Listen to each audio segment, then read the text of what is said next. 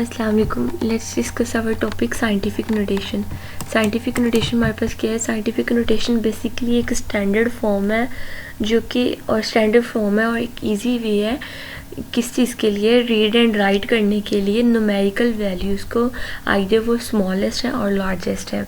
Like एक standard form है, ऐसी स्टैंडर्ड फॉर्म है और एक इजी वे है, एक आसान तरीका है जिससे हम लिख सकते हैं और पढ़ सकते हैं किस चीज़ को, न्यूमेरिकल वैल्यूज़ को, कौन सी न्यूमेरिकल वैल्यूज स्मॉलेस्ट और इधर वो स्मॉलेस्ट है और लार्जेस्ट है, हम उन वैल्यूज़ को इजीली रीड एंड राइट कर सकते हैं। तो बेसिकली एक स्टैंडर्ड फॉर्म है साइंटिफिक नोटेशन।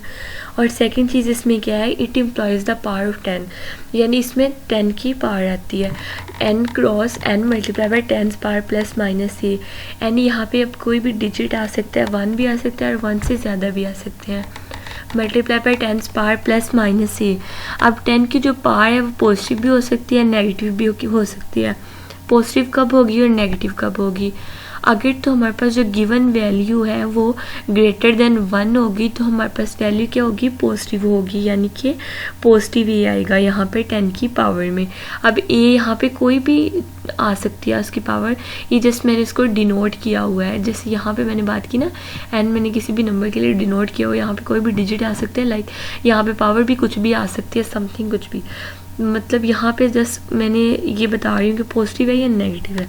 नेगेटिव कब होगी? जब ये वैल्यू क्या है, 10 की जो पावर है वो नेगेटिव कब होगी? जब हमारे पास जो गिवन वैल्यू होगी वो लेस देन 1 होगी, तो हमारे पास जो वैल्यू है, जो हमारे पास पावर है 10 की, वो हमारे पास नेगेटिव होगी। एक चीज़ तो थी कि हमारे पास वैल्यू पॉजिटिव कब होगी, नेगेटिव कब होगी, यानी कि अगर तो गिवन वैल्यू हमारे पास 1 से ग्रेटर है तो वैल्यू जो 10 की पावर है वो पॉजिटिव आएगी। अगर हमारे पास गिवन वैल्यू 1 से लेस है तो जो 10 की पावर आएगी वो नेगेटिव आएगी।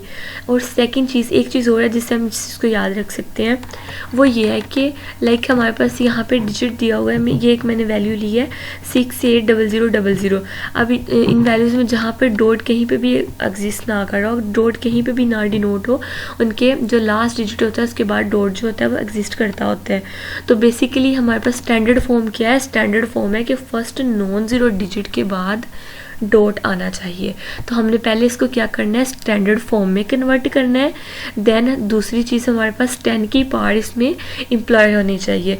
तो हमने ये जो डॉट यहाँ पे लास्ट पे एग्जिस्ट कर रहा है उसको हमने फर्स्ट नॉन ज़ीरो डिजिट के बाद मूव करवाना है। तो हमारा रेफरेंस पॉइंट क्या बना? 6 और 8 के दरमियान।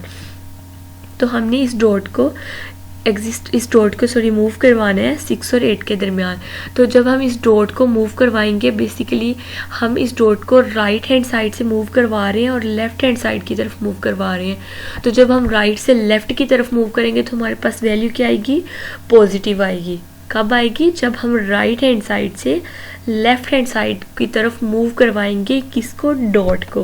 तो हमारे पास वैल्यू क्या आएगी? हमारे पास वैल्यू पॉजिटिव आएगी। और फर्स्ट जो मैंने चीज़ बताई थी कि वैल्यू अगर 1 से ग्रेटर है तब भी वैल्यू क्या आएगी? पॉजिटिव आएगी। दो चीज़ों से हम इसको समझ सकते हैं, हम इसको याद रख सकते हैं। अब इस कितने डिजिट्स हमने मूव करवाए हैं? 1 2 3 4 एंड 5। 6.8 यहाँ पे डॉट आया, 6.8 मल्टीप्लाई बाई 10 पावर, 10 की पावर जो हमने एम्प्लॉय करनी है 10 पावर। अब पावर कितने डिजिट्स हमने मूव करवाए थे? 5, तो वो 10 पावर 5 आ गई। अब साथ में पावर कौन सी आनी है? पॉजिटिव आनी है। पॉजिटिव क्यों आनी है? एक तो ये 1 से ग्रेटर भी है और सेकंड ये हम राइट हैंड साइड से लेफ्ट हैंड साइड को हमने डॉट को मूव करवाया है। तो जब हम राइट से लेफ्ट की तरफ डॉट को मूव करवाते हैं हमारे पास वैल्यू हमेशा क्या आती है? पॉजिटिव आती है। अब नेगेटिव कब होती है? यहाँ पे फॉर एग्जांपल 0.000568, ये हमारे पास एक वैल्यू है। अब यहाँ पे डॉट एग्जिस्ट कर रहा है 0.0, यानी यहाँ पे डॉट एग्जिस्ट कर रहा है, बट हमारी जो स्टैंडर्ड फॉर्म है वो हमें क्या कहती है कि फर्स्ट नॉन ज़ीरो डिजिट के बाद डॉट जो है वो उसके बाद डॉट आना चाहिए। तो बेसिकली हमारे पास फर्स्ट नॉन ज़ीरो डिजिट क्या है 5, यानी 5 के बाद डॉट आना चाहिए। 5 और 6 के दरमियान हमारे पास क्या बन रहा है, रेफरेंस पॉइंट। जो रेफरेंस पॉइंट बन रहा है, ये रेफरेंस पॉइंट हमें कैसे पता चलता है, ये हमें स्टैंडर्ड फॉर्म के अकॉर्डिंग पता चलता है। स्टैंडर्ड फॉर्म हमें क्या बताती है कि फर्स्ट नॉन ज़ीरो डिजिट जो है उसके बाद डॉट जो है वो एग्जिस्ट करना चाहिए, वहाँ पे डॉट डिनोट होना चाहिए। तो हमने इस डॉट को मूव करवाना है इसके रेफरेंस पॉइंट पे।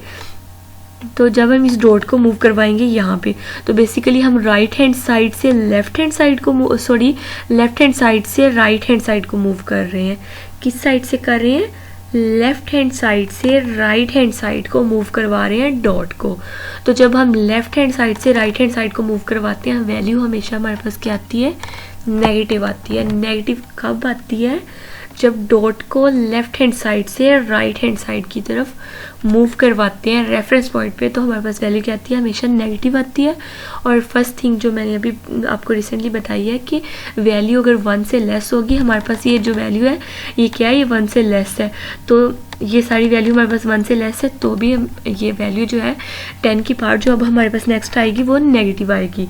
तो यहाँ पे हमने मूव करवाया 5.68 आ गया। 5.68 हमने एज इट इज़ ऐसे लिख दिया, मल्टीप्लाई बाय 10 पार्ट, 10 की पार्ट भी इम्प्लाई होगी।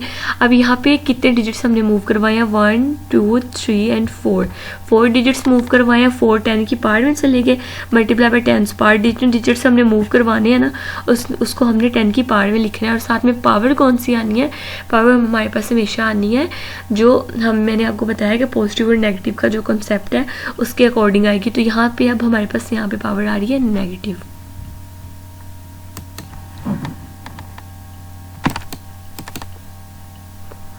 और अब इसके एक और एग्जांपल यहाँ पे है 32.625 मल्टीप्लाई बाय 10 पावर 5।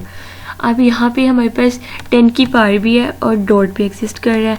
तो क्वेश्चन माइंड में ये आराइज होता है कि अभी ये तो स्टैंडर्ड फॉर्म में है आई थिंक, और मे बी नॉट, बट अब हम इसका क्या करेंगे, हम इसको कैसे चेंज करेंगे। लेकिन हमारे पास अब यहाँ से आपका कॉन्सेप्ट इस चीज़ पे क्लियर होना चाहिए कि स्टैंडर्ड फॉर्म हमारे पास क्या है।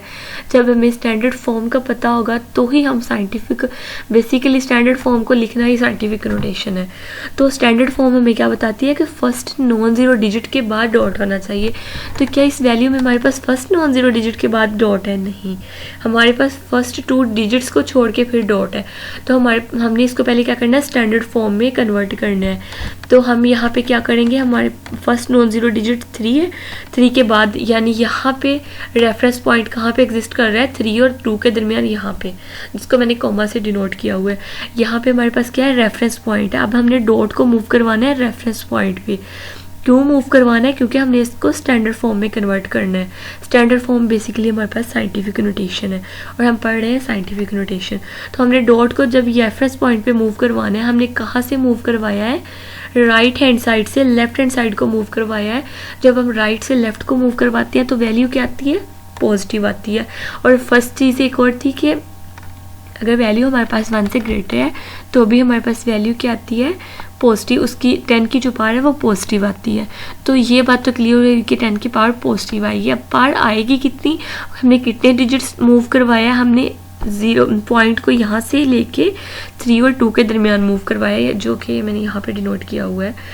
तो हमने एक स्टेप मूव करवाया तो 10 की पावर कितनी आएगी, 3.2625 मल्टीप्लाई बाय 10 पावर 1। पावर आनी क्या आनी थी, पॉजिटिव, मल्टीप्लाई बाय 10 पावर 5, ऊपर वाला वैसे आ जाएगा एज इट इज़। तो ये सारी वैल्यू बाकी वैसे ही आ जाएगी। इनकी जो पावर्स इनको हम प्लस कर देंगे और 10 पावर 6 आ जाएगा। तो बेसिकली ये हमारे पास इसका आंसर आ गया।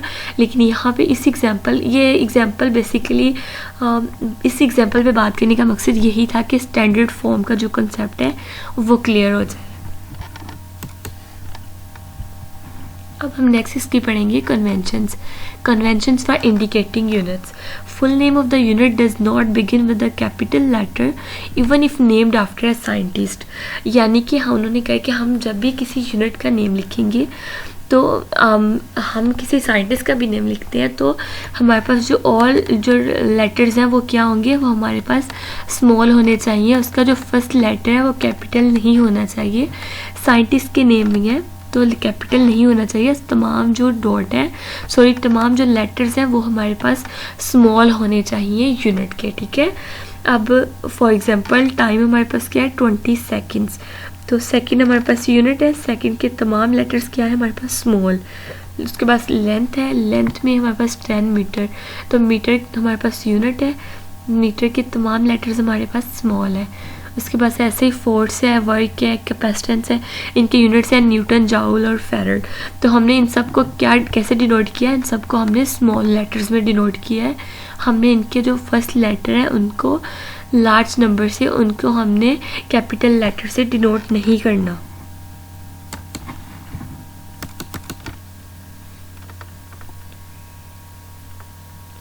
अब हम पढ़ते हैं इसकी सेकंड कन्वेंशन। सेकंड कन्वेंशन ये है कि फर्स्ट कन्वेंशन हमने पढ़ी थी जब हमने फुल नेम लिखना है किसी यूनिट में, किसी साइंटिस्ट का फुल नेम है तो हमने जो फर्स्ट लेटर है उसको डिनोट, उसको भी हमने कैपिटल डिनोट नहीं करना, हमने जो ऑल है उसको डिनोट करना है स्मॉल लेटर्स में। अब सेकंड कन्वेंशन हमारे पास क्या है कि अगर हम सिर्फ उसके सिंबल की बात करें, लाइक हमने पूरा जो है वो नहीं लिखना हमने यूनिट, चाहे वो साइंटिस्ट का नेम है लाइक, तो हमने जो पूरा यूनिट है हमने वो नहीं लिखना, हम जस्ट उसके सिंबल को डिनोट करना है। तो वहाँ पे हमने क्या लिखना है, symbol of the unit named after a scientist has initial capital letter। Like अगर हमने जिस सिंबल की बात करें तो हमने हमेशा जो उसका सिंबल है वो कैपिटल लेना है। Like force is equal to F is equal to 10 newton, तो हमने यहाँ पे अगर हम 10 न्यूटन लेते हैं, लाइक अगर हम फर्स्ट कन्वेंशन की बात करें, अगर हम फुल सैम्पल लिखें तो हम इसको डिनोट करेंगे NEWTON और सबको क्या करेंगे स्मॉल, जैसे यहाँ पे है। लेकिन जब हम उसके सैम्पल की बात करेंगे तो हमने उसका सैम्पल लिखना है, वो सैम्पल N है और उसको हमने हमेशा कैसे लिखना है, कैपिटल लिखना है। ये किसके लिए हो रहा है, ये साइंटिस्ट के नेम के लिए हो रहा है, साइंटिस्ट के नेम के लिए कन्वेंशन है बेसिकली। यहाँ पे ये सच एज न्यूटन, अब न्यूटन यहाँ पे न्यूटन मैंने डिनोट किया है कि न्यूटन लाइक न्यूटन है, लेकिन इसका जब हम सिंबल लिखेंगे इसका सिंबल क्या आएगा, just capital N like this.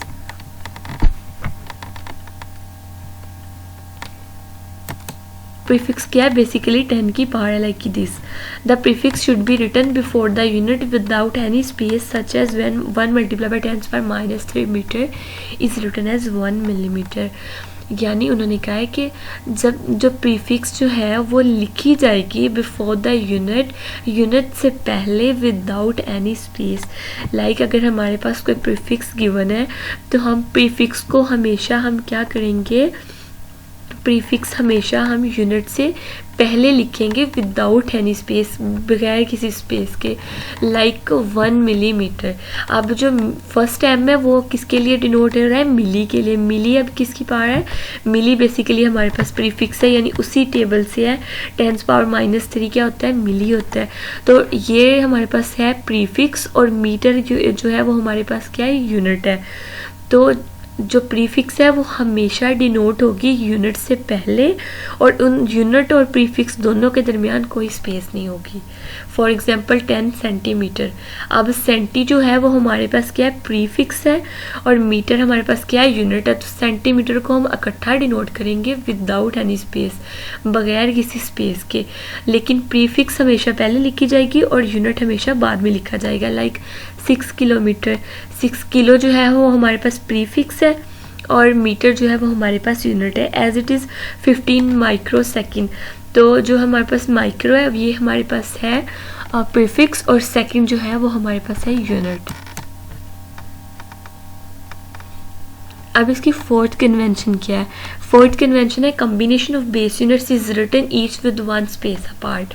Like अगर बेस यूनिट्स का कम्बिनेशन आ जाता है, कंबाइंड बेस यूनिट्स आ जाते हैं, एक से ज़्यादा बेस यूनिट्स आ जाते हैं, तो हमने उनको कैसे लिखना है, हमने उनको स्पेस दे के लिखना है। लाइक उनके दरमियान हमने स्पेस डिनोट करनी है दोनों बेस यूनिट्स के दरमियान। Like newton metre is written as newton metre. अब न्यूटन भी हमारे पास क्या है, हमारे पास न्यूटन हमारे पास है बेस यूनिट और मीटर भी हमारे पास क्या है, बेस यूनिट। तो हमने दोनों को कैसे लिखना है, हम दोनों के दरमियान हमने स्पेस रखनी है। तो ये हमें बेसिकली ये कन्वेंशन किसके लिए है, कम्बिनेशन ऑफ बेस यूनिट्स। जब हमारे पास एक से ज़्यादा बेस यूनिट्स आ जाती हैं, कम्बिनेशन होता है बेस यूनिट्स का, तब हमने उसके दरमियान क्या रखनी है, स्पेस रखनी है।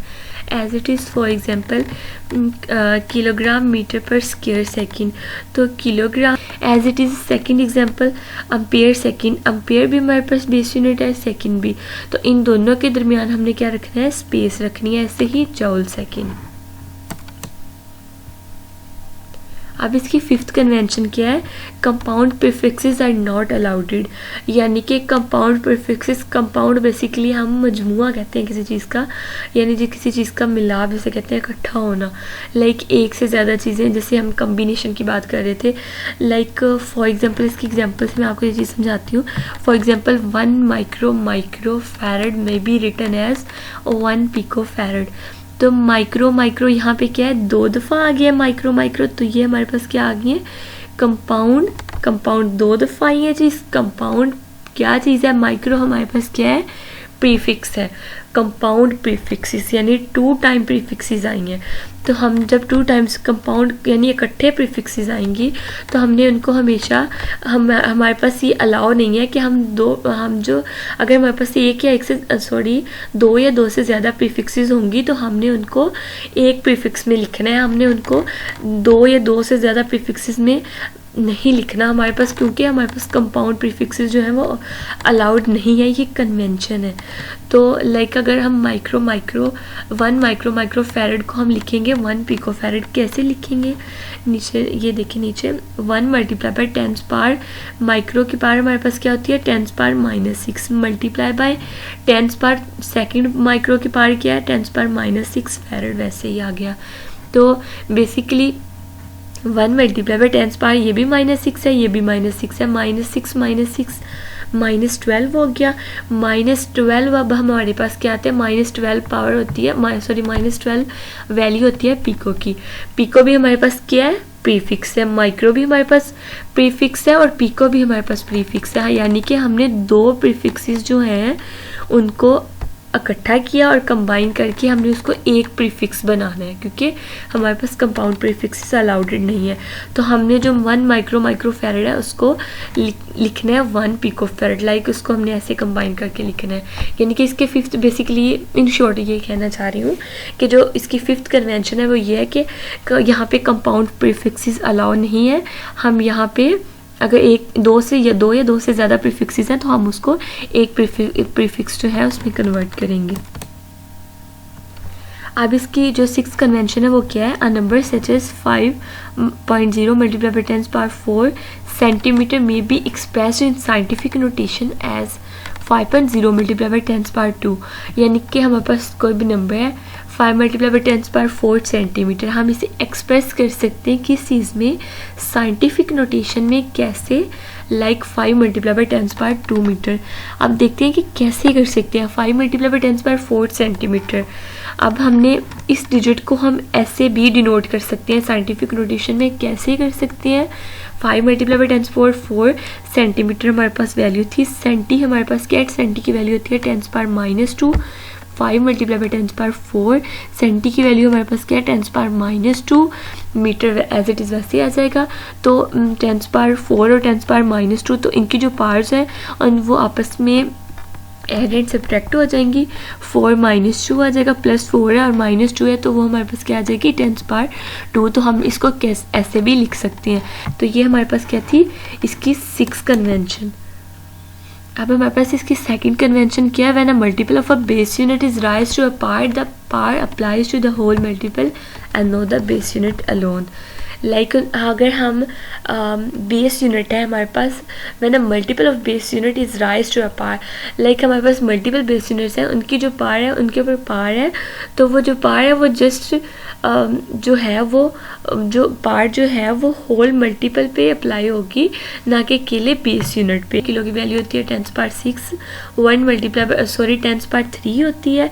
जब हम उसका स्क्वायर ओपन करेंगे तो 10 पावर 3 जो है उसका स्क्वायर, अब हम हमारे पास 10 पावर 6 आ जाएगा, 1 multiply by 10 power 6 metre square. तो ये हमारे पास इसकी 8 कन्वेंशन क्या है। Measurement in practical work should be recorded immediately in the most convenient unit, micrometer screw gauge measurement in millimetre and the mass of calorimeter in grams. But before calculation for the result, all measurements must be converted to the appropriate SI base units.